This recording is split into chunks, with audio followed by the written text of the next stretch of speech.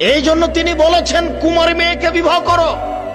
যদি আপনি দুলা ভাইয়ের কোলে বসে থাকা মেয়েকে বিবাহ করেন, সংসার ভালো টিকবে না। দুলা ভাই তো জেনা করার তালে শ্যালিকাকে যা কিছু চেয়েছে দিয়েছে, ও সংসার বিলিয়ে দিতে রাজি।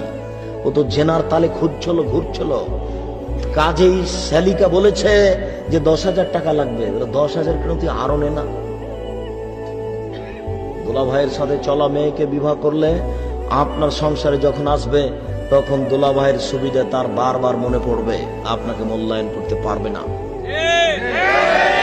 বাপের কাছে দামি জিনিস নেওয়াটা স্মরণে থাকে না। বাপ একটা জিনিস কিনে নিয়ে এসে দিয়েছে, তখন মেয়ে বলছে আব্বু আমি এটা নিব না।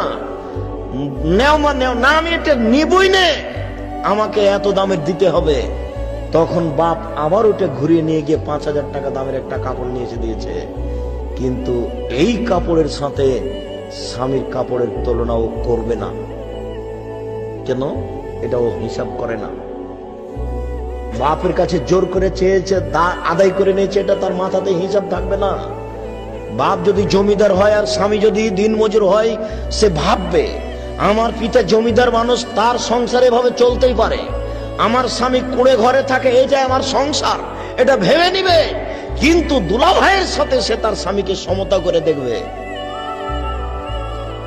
বন্ধুর সাথে চলা মেয়েকে যদি আপনি বিবাহ করেন, তাহলে সে বন্ধুকে আর আপনাকে সমতা করে দেখবে, তখন সংসার টিকবে না। এই কারণে তিনি বলেছেন তোমরা কুমারী মেয়েকে বিবাহ করো যে পুরুষকে বুঝে না, এমন মেয়েকে বিবাহ করো যে পুরুষই বুঝে না। 10 টাকার কাপড়ও যা, 10,000 টাকা কাপড়ও তাই, মনে করে যে পুরুষ এরকমই দেয়। বাপ কোটি টাকা দিয়ে কাপড় কিনেছে, এটা বাপের টাকা কেউ হিসাব করতে পারবে না, এটা করেই না, ওটা তার মাথাতেই থাকবে না। এমনি কান্নাকাটি করে জোর করে বাপের কাছ থেকে একটা আদায় করে নিয়েছে। সম্মানিত উপস্থিতি, 2 নম্বরে তিনি বললেন আন্তাক আরহামান, বেশি বেশি বাচ্চা দিতে পারে কুমারী মেয়ে।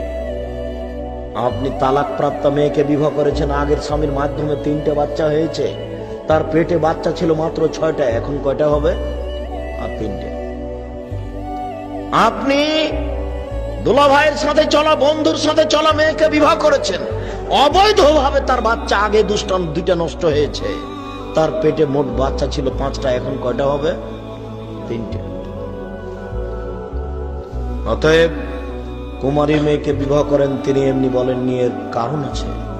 তিনি বলেন ওয়ার যাবিলে আসিরে, অল্পতেই খুশি। স্বামী যা দিবে তাতেই খুশি হয়ে যাবে। সে মনে করবে স্বামী এইরূপই দেয়, সে পিতার দেওয়াটার সাথে তুলনা করে দেখবে না, স্বামী যা দিয়েছে তাতেই খুশি হয়ে যাবে। অতএব বন্ধুর সাথে চলা মেয়েকে যদি বিবাহ করেন, দুলা ভাইয়ের সাথে চলা মেয়েকে যদি বিবাহ করেন, সংসার কন্ট্রোল হবে না। ঠিক আছে, সুন্দরী মেয়ে পাওয়া গেছে, তাহলে আপনি একটু দেখে নেন, দেখে নিয়ে বিবাহ করতে হবে।